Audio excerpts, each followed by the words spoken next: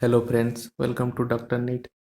Friends, जैसे कि आप सबको पता है, नीट बायोलॉजी में अगर अच्छा स्कोर करना है तो एनसीईआरटी बहुत इंपॉर्टेंट है। क्योंकि नीट बायोलॉजी में लगभग 95% क्वेश्चंस एनसीईआरटी से ही फ्रेम होते हैं।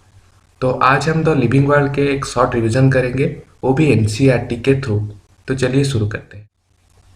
तो ये जो पहला पैराग्राफ है, ये पढ़ने के लिए तो अच्छा है, लेकिन नीट में इससे कोई क्वेश्चन फ्रेम नहीं होता है। तो ये वाला पैराग्राफ को आप छोड़ सकते हैं। फिर चलते हैं आगे यहाँ पे। तो दोस्तों, यहाँ पे ये इम्पोर्टेंट है। जैसे कि हर चैप्टर की शुरुआत में एक फोटो दिया रहता है, यहाँ पे भी दिया है। तो यहाँ पे ये इम्पोर्टेंट है, अर्नेस्ट मेयर। दो चीज़ें यहाँ पे इम्पोर्टेंट है। एक है the Darwin of 20th century, इनको डार्विन का उपाधि मिला था। और दूसरा है जो बायोलॉजिकल स्पेसिस का डेफिनेशन है, ये इन्होंने दिया था। तो बायोलॉजिकल स्पेसिस का डेफिनेशन जो है वो ये है कि दोनों स्पेसिस जो आपस में इंटरब्रीड कर सकते हैं उनको बायोलॉजिकल स्पेसिस कहा जाता है। तो ये वाला डेफिनेशन अर्नेस्ट मेयर ने दिया था, ये इंपॉर्टेंट है। फिर आगे चलते हैं चैप्टर लिविंग वर्ल्ड के पहले पैराग्राफ में। यहाँ पे कुछ तो ऐसा इंपॉर्टेंट नहीं है जो कि नीट में पूछा जा सकता है, तो इसे आप छोड़ सकते हैं। आगे ये दूसरे पैराग्राफ में लिविंग ऑर्गेनिजम्स के बारे में लिखा गया है। जैसे कि हम किसी को लिविंग और नॉन लिविंग कैसे बोल सकते हैं।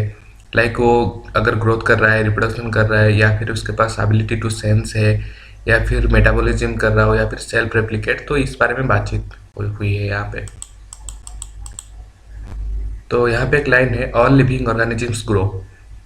तो increase in mass and increase in number of individuals are twin characteristics of growth. यहाँ पे क्वेश्चन फ्रेम हो सकता है जो कि ग्रोथ के दो कैरेक्टरिस्टिक्स क्या है। तो मास and increase in number of individuals, तो ये एक इम्पोर्टेंट लाइन है। फिर आगे चल के यहाँ पे और एक इम्पोर्टेंट लाइन है कि प्लांट्स में ग्रोथ कब तक होता है। तो ये throughout their life span होता रहता है। फिर आगे फिर यहाँ पे एक इम्पोर्टेंट लाइन है, हायर एनिमल्स एंड प्लांट्स में growth and reproduction are mutually exclusive events. तो ये पूछा जा सकता है, ये एक इम्पोर्टेंट लाइन है। तो अगर देखा जाए तो किसी के ग्रोथ के बेसिस पे हम उसको लिविंग या नॉन लिविंग नहीं बोल सकते, क्योंकि mountains and sands mounts are grow. यहाँ पे जो लाइन लिखा है, तो माउंटेन तो लिविंग नहीं है लेकिन वो ग्रो कर रहा है, तो ग्रो के आधार पे हम किसी को लिविंग और नॉन लिविंग नहीं बोल सकते। तो ग्रोथ को एक लिविंग प्रॉपर्टी के तरह हम नहीं ले सकते। ये एक इम्पोर्टेंट लाइन है। तो यहाँ पे आगे चल के ये वाला पैराग्राफ में, reproduction likewise a characteristic of living organisms. तो हम रिप्रोडक्शन को एक लिविंग ऑर्गेनिज्म के कैरेक्टर मान सकते हैं या नहीं, इस बारे में बात हुआ है। तो यहाँ पे ये इम्पोर्टेंट वाला लाइन ये है कि fungi multiply and spread easily due to the millions of asexual spores.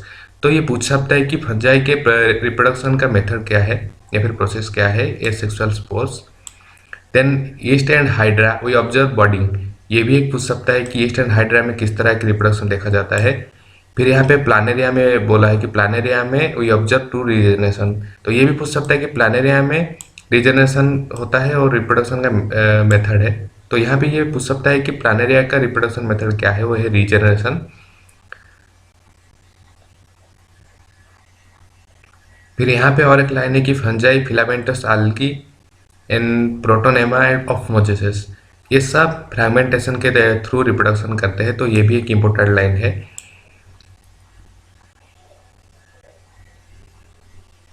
तो ये सब आप नोट कर सकते हैं। तो यहाँ पे कहता है कि many organisms which do not reproduce, example के तौर पे दिया है moles and sterile worker bee, infertile human couple etcetera. तो इन लोगों को हम लिविंग बोल सकते हैं कि नहीं बोल सकते। लोग तो लिविंग है लेकिन ये लोग रिप्रोड्यूस नहीं कर रहे हैं, तो किसी को रिप्रोडक्शन के आधार पे हम लिविंग और नॉन लिविंग नहीं बोल सकते। तो ये वाला पॉइंट भी गलत हो जाता है कि रिप्रोडक्शन को हम एक लिविंग ऑर्गेनिज्म के कैरेक्टरिस्टिक्स पे नहीं ले सकते। फिर आगे यहाँ पे है कि another characteristic of life is metabolism. तो मेटाबॉलिज्म का मतलब ये है कि हमारे बॉडी के अंदर जो भी केमिकल रिएक्शंस होते हैं उनका सम टोटल को हम मेटाबॉलिज्म बोलते हैं। तो ये कैरेक्टरिस्टिक है एक लिविंग ऑर्गेनिज्म का। अगर वो लिविंग है तो उसके अंदर मेटाबॉलिज्म हो रहा होगा। जैसे कि यहाँ पे लिखा है, अगर हम एक आइसोलेटेड मेटाबॉलिक रिएक्शन कर रहे हैं आउटसाइड द बॉडी, तो वो लिविंग ना ही लिविंग है और ना ही नॉन लिविंग है। अगर एक ऑर्गेनिज्म लिविंग है तो मेटाबॉलिज्म परफॉर्म कर रहा होगा। तो ये एक ऐसा फीचर्स है कि जिसका कोई एक्सेप्शन नहीं है। फिर आता है यहाँ पे cellular organisation of the body is the defining feature of life forms. ये एक इंपॉर्टेंट लाइन है। देन उसके बाद आता है कि सेल्फ कॉन्शियसनेस का। तो यहाँ पे ये वाला लाइन इंपॉर्टेंट है कि the most obvious and technically complicated features of all living organism is the ability to sense the their surrounding or environment and respond to this environmental stimuli. तो अगर कोई लिविंग है तो आप अपने सराउंडिंग को सेंस कर रहा होगा, उसको रेस्पॉन्ड दे रहा होगा। तो जैसे कि यहाँ पे plant respond to external factor like light, water, temperature, और एक प्रोकैरियोट से स्टार्ट करके एक मोस्ट कॉम्प्लेक्स यूकैरियोट तक सबके पास ये एबिलिटी है। तो यहाँ पे ये भी एक फीचर्स हो जाता है consciousness therefore become the defining property of living organisms. तो ये एक फीचर्स है लिविंग ऑर्गेनिज्म का। तो यहाँ पे एक इंपॉर्टेंट लाइन है, human being is the only organism who is aware of himself that has self consciousness. बाकी ऑर्गेनिज्म के पास सेल्फ कॉन्शियसनेस है लेकिन वो क्लाइमेक्स लेवल तक नहीं पहुंच पाते। सिर्फ हम ही ऐसे हैं जो जिसके पास सेल्फ कॉन्शियसनेस है, वो भी टॉप लेवल के। तो ये एक इंपॉर्टेंट लाइन है यहाँ पे।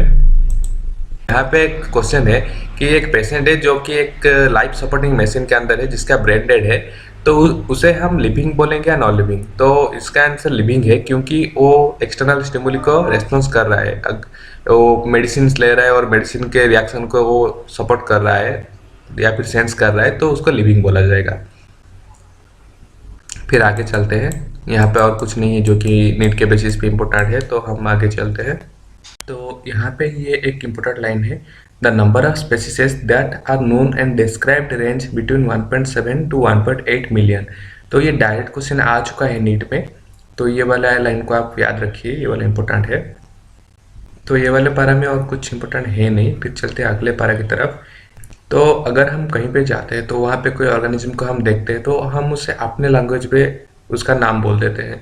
तो वहाँ के हिसाब से उसका नाम कुछ और होता है। तो हम अगर उसका एक स्टैंडर्डाइज नाम कर देते हैं तो वो उस प्रोसेस को नोमेनक्लेचर कहा जाता है। नोमेनक्लेचर तब सही होगा जब हम एक ऑर्गेनिज्म को ठीक से डिस्क्राइब कर सके, तो उस प्रोसेस को आइडेंटिफिकेशन कहा जाता है। फिर आगे यहाँ पे ये तो लाइन बहुत इंपॉर्टेंट है जो कि ICBN का फुल फॉर्म है, international code for botanical nomenclature, और ICZN international code for zoological nomenclature. ये सवाल नीट में आ चुका है और ये मोस्ट इंपॉर्टेंट लाइन है, इसको याद रखना। ईच नेम में दो कंपोनेंट होता है, एक है जेनेरिक नेम और एक है दूसरा स्पेसिफिक एपिथेट। तो ये सवाल पूछा जा चुका है, ये वाला लाइन इंपॉर्टेंट है।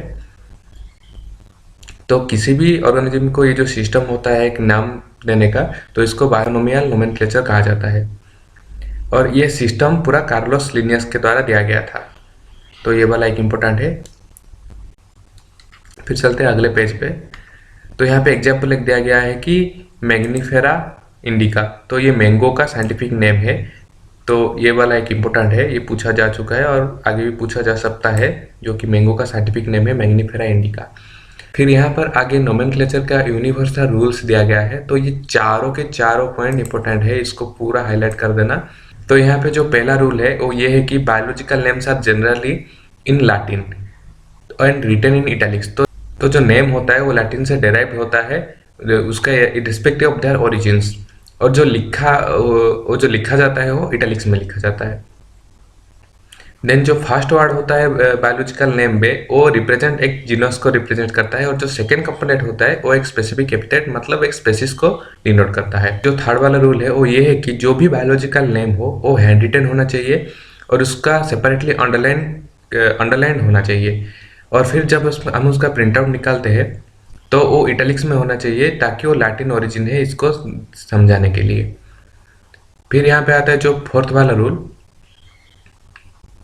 तो यहाँ पे जो फर्स्ट वर्ड होता है जो कि जीनस को रिप्रेजेंट करता है तो वो कैपिटल लेटर में होना चाहिए, और वो जो सेकंड वर्ड होता है स्पेसिफिक एपिथेट वो स्मॉल लेटर से स्टार्ट होना चाहिए। जैसे कि यहाँ पे एग्जांपल है मैग्नीफेरा इंडिका का, आप देख सकते हो। ये चारों के चार रूल इंपॉर्टेंट है। और एक पॉइंट है जो कि name of the author appears after the specific epithet that is at the end of biological name and is written in an abbreviated. Example के तौर पे मैग्नीफेरा इंडिका, इसका मतलब ये है कि जो भी ऑथर होंगे उनका नाम स्पेसिफिक एपिथेट के बाद इस तरह लिखा जाएगा। तो ये इंडिकेट करेगा कि ये जो नेम है वो पहले किसके द्वारा डिस्क्राइब किया गया था। जैसे कि यहाँ पे मैग्नीफेरा इंडिका लीन लिखा है, मतलब यहाँ पे लीन का मतलब है कि वो पहले लिनियस के द्वारा डिस्क्राइब किया गया था। फिर आगे तो चलते यहाँ हैं। पे लिखा है कि जितने भी ऑर्गेनिजम्स है, ये नियरली इम्पॉसिबल है कि हम उन सबको स्टडी कर सके। तो उन सबको एक कैटेगरी में डिवाइड करना बहुत ज़रूरी है। तो उस प्रोसेस को क्लासिफिकेशन कहा जाता है। तो हम जो सब कैटेगरी करेंगे उसको साइंटिफिक टर्म में टैक्सा बोलते हैं। मतलब टैक्सा का मतलब कैटेगरी हो सकता है या डिफरेंट लेवल्स। तो ये जो क्लासिफिकेशन का ये जो प्रोसेस है, तो इसको टैक्सोनॉमी कहा जाता है। तो ये external and internal structure along with the structure of cell development process and ecological information of organism are essential and form the basis of modern taxonomic study। तो ये वाला लाइन इंपॉर्टेंट है, इसको अंडरलाइन कर देना। तो यहाँ पे और एक इंपॉर्टेंट लाइन है, hence characterization identification classification and nomenclature are the processes that are basic to taxonomy. तो ये पूछ सकता है कि टैक्सोनॉमी का बेसिस क्या है, तो ये चारों है, ये वाला लाइन इंपॉर्टेंट है। तो नेक्स्ट आते हैं, टैक्सोनॉमी कोई न्यू चीज़ नहीं है। पहले भी लोग फूड के आधार पे, शेल्टर के आधार पे, क्लॉथ के आधार पे ये सब को यूज करते आ रहे हैं, तो ये कोई नई चीज़ नहीं है। फिर आगे यहाँ पे सिस्टमेटिक्स के बारे में बात किया गया है। सिस्टमेटिक्स किसी भी ऑर्गेनिज्म का उसके डाइवर्सिटी के साथ रिलेशनशिप को सिस्टमेटिक्स बोला जाता है। तो ये जो सिस्टमेटिक है, यहाँ पे सिस्टम वर्ड का मीनिंग है कि अरेंजमेंट ऑफ ऑर्गेनिजम्स, और ये एक लैटिन वर्ड है। तो लिनियस है, उन्होंने ये सिस्टमा नेचुराई टाइटल यूज़ किया था अपनी पब्लिकेशन के लिए। मतलब सिस्टमा नेचुराई का जो लेखक है वो लिनियस है, और ये आगे जाके इवोल्यूशनरी रिलेशनशिप से इसको कनेक्ट करता है। फिर आगे चलते हैं यहाँ पे। तो नेक्स्ट टॉपिक है टैक्सोनॉमिक कैटेगरी। तो हमने अभी तक जितने भी क्लासिफिकेशंस पढ़ा वो एक सिंगल स्टेप प्रोसेस नहीं है, वो बहुत सारे स्टेप मिलकर वो क्लासिफिकेशन होता है। तो वहाँ पे जो ईच स्टेप होता है तो उसको रैंक बोलते हैं। नेक्स्ट हम बात करते हैं टैक्सोनॉमिक हायरार्की पर। तो जितने भी हमारे कैटेगरीज है उन सबको मिला देते हैं तो वो टुगेदर कंस्टिट्यूट, तो जितने भी हमारे कैटेगरी है अगर हम उन सबको मिला देते हैं तो उसको मिला के टैक्सोनॉमिक हायरार्की बोला जाता है। तो वहाँ पे जो ईच कैटेगरी होता है वो एक यूनिट ऑफ क्लासिफिकेशन को डिनोट करता है, तो उसको हम कॉमनली टैक्सॉन बोल के रिप्रेजेंट करते हैं। तो यहाँ पे और एक इंपॉर्टेंट लाइन है, जैसे कि groups represent category, category further denote rank, each rank or taxon in fact represent unit of classification. तो ये वाला लाइन इंपॉर्टेंट है। फिर आगे चलते हैं, यहाँ पे लिखा है कि हमारे जो 7 कैटेगरी है उसके बारे में लिखा है। एक है किंगडम, फिर आता है फाइलम और डिवीजन फॉर प्लांट्स, फिर आता है क्लास, फिर ऑर्डर, फिर फैमिली, फिर जीनस एंड फिर स्पेसीज। फिर यहाँ पे आगे चलते हैं नेक्स्ट पेज पे। तो यहाँ पे स्पेसीज के बारे में लिखा गया है। तो यहाँ पे जितने भी एग्जाम्पल्स है वो सारे के सारे इंपॉर्टेंट है। जैसे कि यहाँ पे हो गया मैग्नीफेरा इंडिका, या फिर सोलानम ट्यूबरजम जो कि पोटैटो के लिए है, फिर पांथेरा लियो जो कि लायन के लिए है। तो ये सारा का सारा एग्जाम्पल्स इंपॉर्टेंट है। फिर यहाँ पे आगे चलते हैं, तो जीनस के बारे में लिखा है। Genus comprises a group of related species which have more characters in common in comparison to species of other genera। तो मतलब स्पेसीज से ज़्यादा कैरेक्टर जीनस के पास होता है। तो यहाँ पे जैसे कि एग्जांपल के लिए लिखा है कि पोटैटो एंड ब्रिंजल, ये दोनों अलग स्पेसीज है लेकिन एक कॉमन जीनस से सब बिलोंग करते हैं जिसका नाम है सोलानम। तो यहाँ पे और एग्जांपल देखो तो जैसे कि लायन, लियोपार्ड, टाइगर, ये सब अलग अलग स्पेसीज के हैं, लेकिन ये कॉमन फीचर्स होने के कारण ये लोग एक जीनस से रिप्रेजेंट करते हैं जो कि है पांथेरा। और यहाँ पे एक कैट की है जो कि है फेलिस। तो ये सारे के सारे आपको याद रखने हैं। फिर यहाँ पर आगे चल के आता है family. Group of related genera को फैमिली कहा जाता है। तो यहाँ पे जो families are characterized on the basis of both vegetative and reproductive features of plant species. तो किसी भी प्लांट स्पेसीज का 2 कैरेक्टर, एक है वेजिटेटिव और एक है रिप्रोडक्टिव। तो इन दोनों को लेके ये जो फैमिली का बेसिस कैरेक्टराइज्ड होता है। तो एग्जाम्पल के तौर पे यहाँ पे है जैसे कि सोलानम, ट्यूनिया एंड दातुरा, ये सब एक फैमिली सोलानासियाई से बिलोंग्स करते हैं। तो ये एक इम्पोर्टेंट है। तो नेक्स्ट पेज पे चलते हैं। नेक्स्ट पेज पे है ऑर्डर। तो ऑर्डर पे जो है यहाँ पे एक है कि पॉलीमोनियल्स जो कि एक ऑर्डर है वो दो फैमिली को इंक्लूड करते हैं। तो ये दोनों एक फ्लोरल कैरेक्टरिस्टिक पर बेस्ड होते हैं। तो एक इम्पोर्टेंट लाइन है। फिर यहाँ पे नेक्स्ट आता है क्लास। तो क्लास में अगर हम किसी भी क्लास जैसे कि एक मामालिया को लेते हैं तो यहाँ पे दो ऑर्डर आते हैं। एक आता है प्राइमाटा और दूसरा आता है कार्निवोरा। यहाँ पे नेक्स्ट आता है फाइलम। तो हम जितने भी क्लासेस देखते हैं एनिमल के तो उन सबको मिला के होता है फाइलम।